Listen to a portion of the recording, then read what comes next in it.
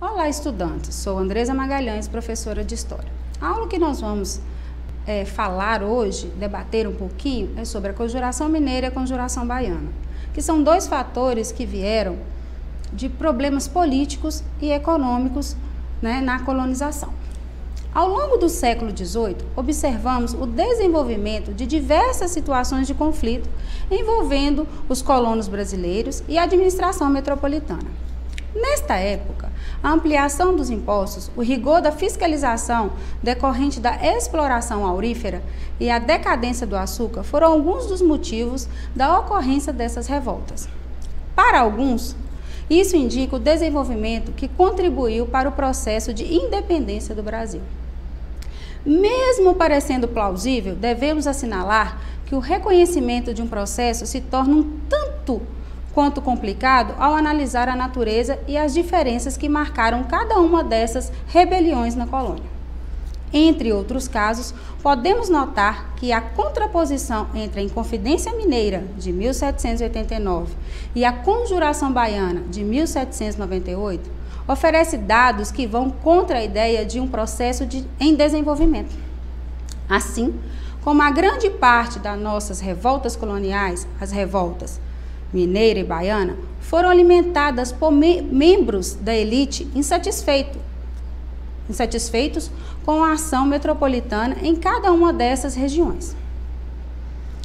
Você já ouviu falar de Inconfidência Mineira? Vamos entender um pouquinho este processo.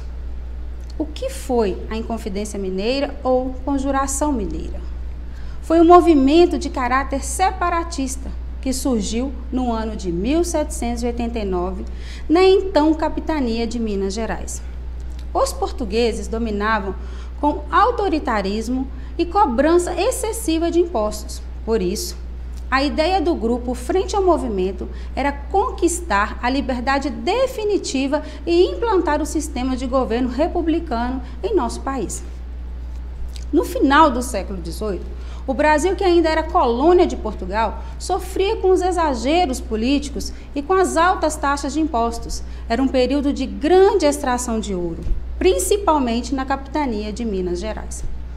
Todo o ouro encontrado devia-se pagar a quinta parte, ou seja, 20% de tudo que era extraído ia para as mãos dos portugueses. Aqueles que não pagavam o imposto eram descobertos e sofriam duras punições, podendo até ser transportados à força para a África. Com a grande extração do ouro, o ouro começou a diminuir nas minas. Entretanto, as taxas de impostos não diminuíram. O governo de Portugal criou, então, uma lei chamada derrama. Então, nós vamos entender agora o que foi essa derrama. A lei da derrama decretava que cada região de extração de ouro deveria pagar 100 arrobas de ouro, cerca de 1.500 quilos, por ano para Portugal. Quando esta meta não era atingida, os soldados da coroa invadiam as casas e tentavam pegar todos os seus pertences, até que esse valor fosse pago, fosse completado. O custo de vida aumentava cada vez mais em toda a região, pois toda a compra de mercadoria ocorria a prazo e com ouro. Desta forma, os que detinham o monopólio do metal ficavam cada vez mais endividados. Com isso, deixaram de fazer pagamentos aos comerciantes, agricultores, traficantes de escravos, que também foram arrastados para essa crise. Todas essas ações provocavam uma alta insatisfação na população, principalmente nos fazendeiros rurais e donos de minas que queriam pagar menos impostos e participar mais ativamente na política do país.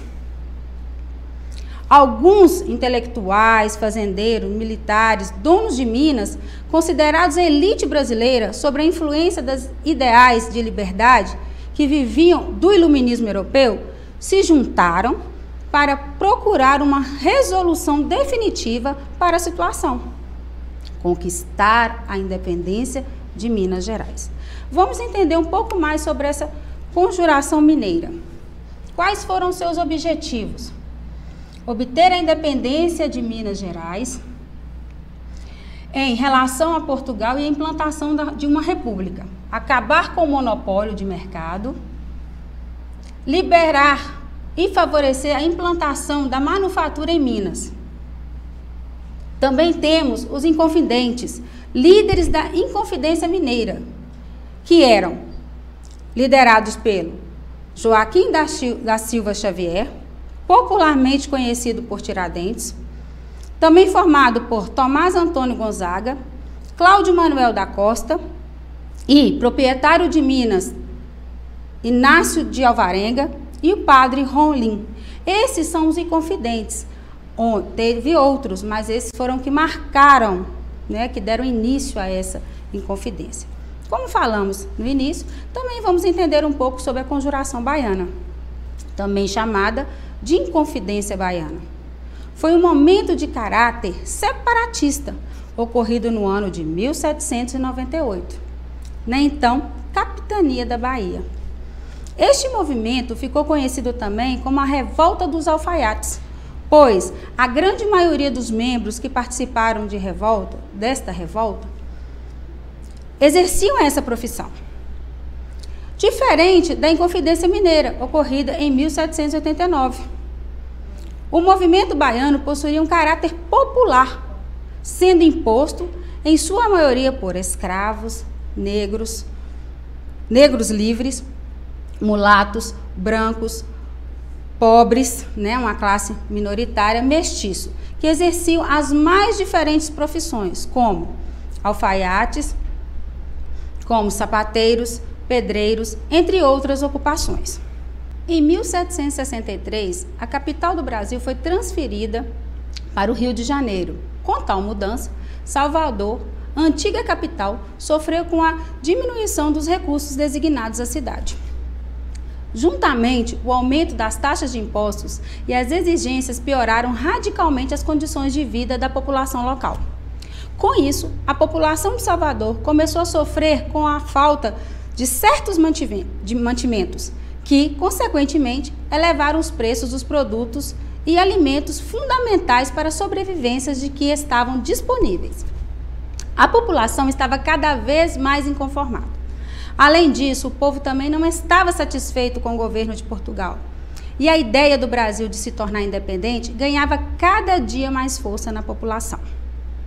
Agora nós vamos ver também os objetivos da Conjuração Baiana.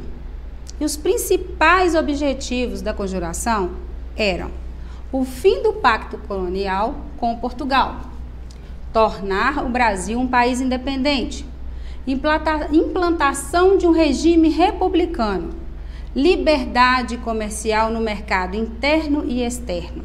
Outra, liberdade e igualdade entre as pessoas, por isso eram completamente a favor da abolição da escravidão e dos privilégios sociais. O aumento dos salários para os militares. Então esse aí foi o principal objetivo aonde se deu a Conjuração Baiana. Líderes da Conjuração: Lucas Dantas, Manuel Faustino, Luiz Gonzaga e João de Deus. Foram os líderes que marcaram a Conjuração, tendo outros movimentos, tendo outros líderes, né? Mas esses que lideraram e comandaram, mas não foram só eles. Concluímos que entre as diferenças podemos observar a orientação dos movimentos à Inconfidência Mineira. Foi um movimento elitista. Já a Conjuração Baiana tinha como caráter popular. Na Bahia, falava-se em abolição da escravidão, algo que não era cogitado pelos Inconfidentes de Minas.